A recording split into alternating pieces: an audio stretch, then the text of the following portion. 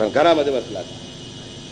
आणि अध्यक्ष महोदय हे आहे बस. ज्या साळसकरचा विषय सांगितला अध्यक्ष महोदय जेवण करत होता, या साळसकरकडे पूर्वी AK-47 होती. धाड धाड धाड गुन्हेगारांचा थरकाप उडवणारा हा माणूस होता. गुन्हेगारांच्या जगतामध्ये दहशत होती या माणसाच्या नावाची. AK-47 या माणसाकडे होते. अध्यक्ष महोदय याच ठिकाणी याला एका वरिष्ठ अधिकाऱ्याने काय सांगितलं, हो जमा कर दो. हिरोगिरी करता क्या बोले, जमा कर द्या. आणि जयंतराव त्याचे AK-47 काढून घेण्यात आले. हे तुझं रिव्हॉल्वर. कोण अधिकारी जीवावर उदारून प्रत्येक वेळी जीव उदार, त्यांनी ठेका घेतला होता. याच अधिकाऱ्यांनी ठेका घेतला होता की छातीवर गोळ्या घ्याव्या. तुम्ही शस्त्र काढून घेणार आणि लाठ्या काढ्याने लढा म्हणणार त्यांना. विषय झाला बुलेट प्रूफ जॅकेटचा. 22,000चं काय 62,000ला घेतलं वगैरे वर्तमानपत्रात वाचलं, माहिती नाहीये. पण अजूनही या संदर्भामध्ये पोलिसांपर्यंत, खालच्या पोलिसांपर्यंत हे देण्याची आवश्यकता आहे. अध्यक्ष महोदय यांनी जी मागवण्याचा मगाशी सांगितलं, या संदर्भामध्ये आमचे DGP जे आहेत महाराष्ट्राचे ते नाराज झाले. का मागवली? आम्हीच केलं असतं घरात बसून.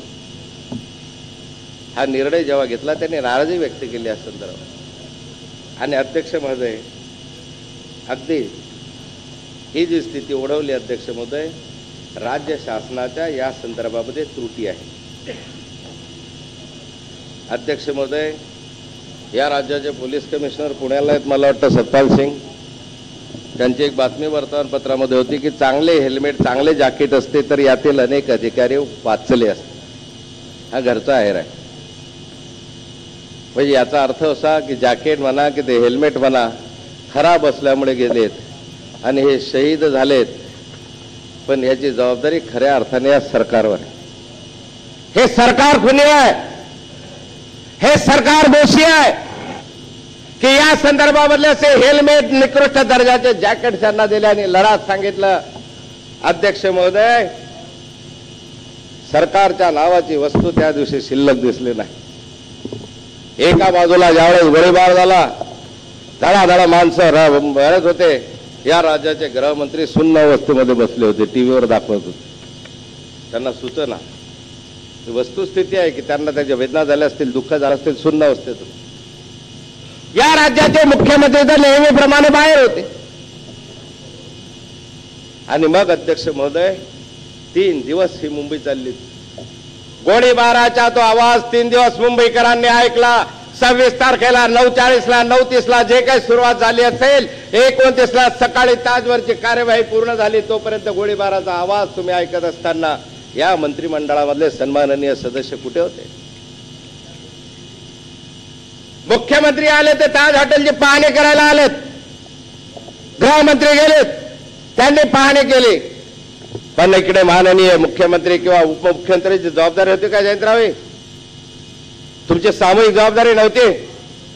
अरे त्या कामा हॉस्पिटलमध्ये, जे हॉस्पिटलमध्ये शेकड्यानं पेशंट ऍडमिट केलेत, कित्येकांचे मृतदेह त्या ठिकाणी त्या गोळ्या मारलेले लोक अवस्थेत होते, जखमी अवस्थेत होते. त्या ठिकाणी या राज्याचे आरोग्यमंत्री काय करत होते? कुठे गेले होते तुमचे आरोग्यमंत्री? कुठे गेले होते तुमचे मेडिकल एज्युकेशन खात्याचे मंत्री, वैद्यकीय शिक्षण मंत्री, ज्यांच्या अखत्यारीमध्ये जे हॉस्पिटल आहे?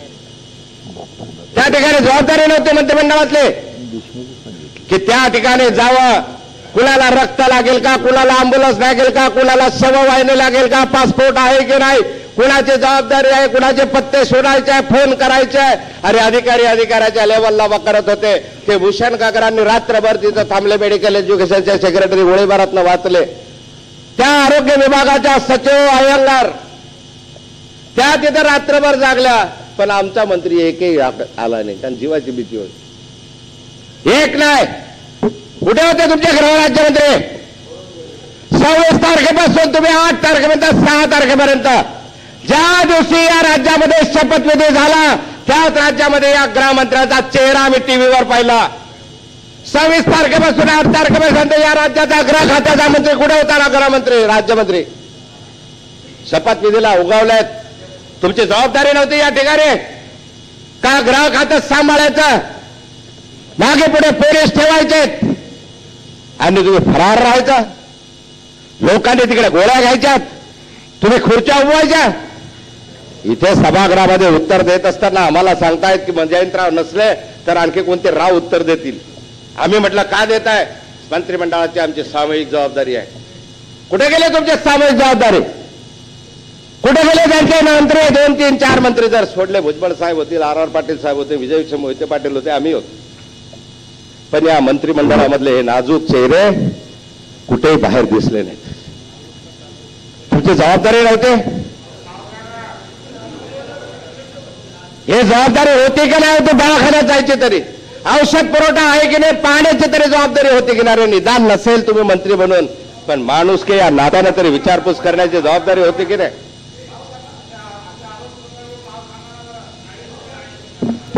अख्ख्या मंत्रिमंडळामधले 6 मंत्री सोडले तर एकही मंत्री नव्हता. काय नाव सांगायचं सांगता? हा काय वऱ्हाडाचा प्रकार आहे की बायको आणली आणि आता नाव आहे? अरे शरम वाटली पाहिजे या ठिकाणी. ज्याने लाज शरम कोरून पेलेली आहे, ज्याला जलाची नाही मनाची लाज लज्जा नाही आहे, जे लाल दिव्याच्या गाडीमधून नुसते फिरत राहिलेत, तुम्हाला शपथविधीच्या दिवशी जे भेटलेत, जबाबदारी नाहीये गृहराज्यमंत्र्यांची. एकटा गृहमंत्री फिरतोय. कुठे गेले तुमचे सामूहिक जबाबदारी? काय जनतेला दिलासा देणार आहात तुम्ही?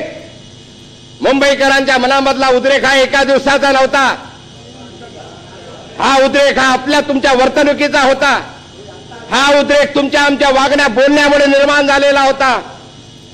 अख्खा पॉलिटिशियन ज्या ठिकाणी अध्यक्ष महोदय नालायक असं म्हणण्याची वेळ समाज मनावर येते अध्यक्ष महोदय, त्या ठिकाणी अध्यक्ष महोदय का नकोय असं? वैद्यकीय शिक्षण मंत्री सुद्धा त्या ठिकाणी उपस्थित नव्हते. खडसे 27ला गेल्यावर रात्री. अध्यक्ष महोदय, ज्या दिवशी ही घटना घडली त्या दिवशी मी ऊर्जा विभागाच्या मीटिंगसाठी दिल्लीमध्ये होतो. रात्री उशिरा आल्याच्या नंतर दुसऱ्या दिवशी नुसत्या जे मध्येच नाही, जे कामा, बॉम्बे हॉस्पिटल आणि सर्व हॉस्पिटलमध्ये सातत्यानं जात होतो. काही लोक विनाकारण रक्ताची मागणी करत होते. आम्ही पुन्हा पुन्हा सांगत होतो की रक्ताची व्यवस्था झालेली आहे. सगळ्या वर्तमानपत्रांनी जे मधल्या, कामामधल्या आणि बाकीच्या सगळ्या हॉस्पिटलमधल्या ज्या सुविधा उपलब्ध करून दिल्या त्याच्याबद्दल प्रशंसा केलेली सरकारची पहिल्यांदा. तर मंत्री फक्त कॅमेऱ्यात दिसले नाही किंवा वर्तमानपत्रात त्यांचा फोटो दिसला नाही म्हणजे गैरहजर होते असा अर्थ होत नाही त्याचा.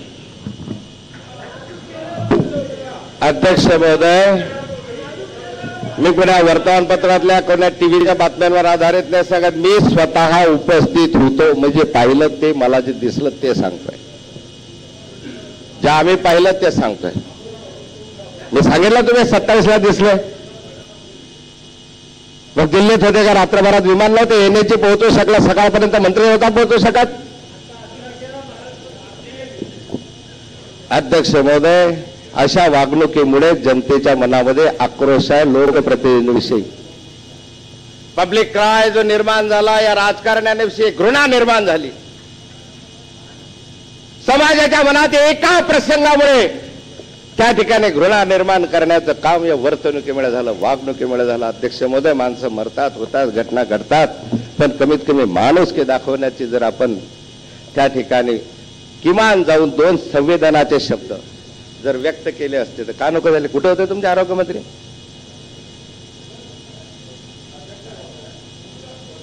बोलू द्या, नंतर उत्तर द्या. जयंत पाटील सांगतील मला काय होते. अध्यक्ष महोदय, प्रत्येक गोष्ट आपण असं चुकीच्या पद्धतीने मांडून चालत नाही. आरोग्यमंत्री स्वतः आजारी होत्या, त्या स्वतः हॉस्पिटलमध्ये ऍडमिट होत्या. आता एखादा असं आहे की ह्या ज्या घटना आहेत, या घटना अशा अचानक घडलेल्या घटना असतात. त्यामुळे आता रात्री 9:30 वाजता घटना घडलेली आहे. समजा सकाळी घटना घडली, कोणाला कळलं, कोणी आलं नाही, काम झालं की नाही हे महत्वाचं आहे ना. नुसतं आपण इथं सभागृहामध्ये कुठे गेला हा कुठे गेला तो, हा काही चर्चेचा विषयच नाही होत. अध्यक्ष महोदय, माननीय अर्थमंत्री म्हणताय काम झाल्याचे महत्व आहे. अगदी यांनी राजीनामा दिला तर हे राज्य चालणार आहे. अगदी ह्याच्यामधलं काही दुर्दैवाने यांनी राजीनामा दिला, कुण्या घरी गेले, काही झालं तरी हे राज्य चालणार आहे. तुमच्याशिवाय राहिलं असं नाही आहे. काम झाल्याचा प्रश्न नाही, प्रश्न माणुसकीचा आहे. या ठिकाणी मंत्री म्हणून काही जबाबदारी आहेत की नाही? उत्तर द्या मला, सांगा. तुमच्या गृहराज्यमंत्री कुठे होता? या राज्याचा गृहराज्यमंत्री, त्याची जबाबदारी नाही. कुठं सांगतात तुम्ही? अरे मी पाहिला चेहरा तो राज्यपालांकडे शपथविधी घेत असताना. गृह खात्याची जबाबदारी नाही, मूळ जबाबदारी गृह खात्याची, नंतर सामायिक जबाबदारी. पण या जबाबदाऱ्या तुम्ही पालन केल्या नाहीत. आणि याला तुम्ही जर असे उत्तरं देत असताल तर मला वाटतं की तुम्ही लखलाभ आहोत तुम्हाला. अध्यक्ष महोदय, शेवटी या ठिकाणी 183 लोक गेलेत. पद्धत काय चुकीची असेल काय नाही, हा मी सांगितलं, मी म्हणत नाही आहे. हा पब्लिक क्राय आहे. जनतेच्या मनामधले प्रश्न आहेत की कामा हॉस्पिटलमध्ये ज्यावेळेस ते दाते निघालेत कामा हॉस्पिटलकडे, काय संबंध होता या दातेचा तिथे? पण कामा हॉस्पिटल हे महिलांचं आणि मुलांचं आणि नवजात शिशूंचं हॉस्पिटल. अध्यक्ष महोदय, ज्यावेळेस तिथं त्या संहाराच्या संदर्भामधलं जे धडधड चाललं होतं, दाते गेला छातल्यात गोळ्या घेतल्या, आता हॉस्पिटलमध्ये. ज्यावेळेस आमचा अधिकारी जबाबदाऱ्या नसताना त्या ठिकाणी, जबाबदाऱ्या म्हणजे नाही तर आम्ही तर म्हणतो अर्थ खात्यामध्ये गृह खातं का बोलताय, गृह खात्यामध्ये सहकार खातं का बोलताय, तुझी जबाबदारी नाही. पण ज्यांच्यावर नियुक्ती त्या ठिकाणी नसताना सुद्धा आपल्या जबाबदारीचं भान ठेवून त्या ठिकाणी जे अधिकारी गेलेत, अध्यक्ष महोदय, धन्यवाद दिले पाहिजे यांना साऱ्यांना. धन्यवाद काय विचार, गेलेत सारेचे सारे गेलेत. श्रद्धांजली करा, त्यांचं स्मारक करा, काय असेल नसेल करा, गेलेला माणूस परत येणार नाही. पण अध्यक्ष महोदय, ज्या निधाड्या छातीनं लढलेत, त्यांनी गोळ्या घेतल्यात, हे गेलेत. पण आमच्या काही जबाबदाऱ्या अपूर्ण राहिल्यात, ते मान्य करायला अजूनही आमचं मन तयार नाही. केवढे मनाला लहान आहोत आम्ही की अरे 183 माणसं मेलेत, अजूनही कित्येक कुटुंब उघड्यावर आहेत, पण त्या जबाबदाऱ्या घ्यायला अजूनही आमच्याकडे तयार नाही आहे. 27ला त्या संदर्भामध्ये अतिरेकी झाला हल्ला, 28ला नरिमन हाऊसवरची कार्यवाही सुरू होती, 29ला या संदर्भामधली ताज हॉटेलमधली कार्यवाही पूर्ण झाली. अध्यक्ष महोदय, प्रेतांचा खस पडलेला होता, वरिष्ठ अधिकारी गेलेले होते, त्यांचं अजून फिनरल व्हायचं होतं. उन्नी कृष्णन गेले, करकरे गेले, कांबळे गेले, साटसकर गेले, काय गेलेत? अध्यक्ष महोदय, उभा महाराष्ट्र धक्क्यामध्ये होता, दुःखामध्ये होता. त्याच दरम्यान अध्यक्ष महोदय, या देशाचे माजी पंतप्रधान व्ही.पी. सिंग यांचं निधन झालं होतं. केंद्र सरकारने, राज्य सरकारने राष्ट्रीय दुखवटा जाहीर केला होता. पण अध्यक्ष महोदय, आमच्या जळगाव जिल्ह्याचे डीएसपी बायका नाचवत होते. 28 तारखेला ज्या ठिकाणी इकडे गोळीबार चालू होता अध्यक्ष महोदय, 29 तारखेला जेव्हा गोळीबार संपला, परंतु फिनरल राहिलं होतं करकरेंचं, साळसकरांचं, साऱ्यांचं, उन्नी कृष्णांचं. अध्यक्ष महोदय, जळगाव जिल्ह्यात 28, 29, 30, 1 या 4 दिवस पोलीस खात्याच्या माध्यमातला या ठिकाणी इकडे गोळीबार चालू होता आणि तुमच्या पोलीस अधिकाऱ्यांच्या माध्यमातला डान्सबार सुरू होता. डान्सबार नव्हता अध्यक्ष महोदय, पोलीस वेलफेअर निधीच्या नावाखाली ज्या पोलिसांनी कार्यक्रम आखले होते त्याच्यामध्ये बायका राजरोस नाचत होत्या, पोलीस अधिकारी नाचत होते, शिट्ट्या मारत होते, पैसे फेकत होते. अध्यक्ष महोदय, अख्ख्या टीव्हीनं, अख्ख्या दूरदर्शनवाल्यांनी ही बातमी छापली. लागली तर आबा, या अधिकाऱ्यांना ती चित्रफित मी पाठवतो. मी ती दिली आहे. माननीय जोसेफ साहेबांना मी भेटलो, माननीय एसएच होम जुत्से त्यांना मी भेटलो आणि त्यांना सांगितलं, एसएच होमला चीफ सेक्रेटरी साहेबांना ज्यावेळेस मी ते सारं दाखवलं, हे पत्र माझ्याकडे अध्यक्ष महोदय,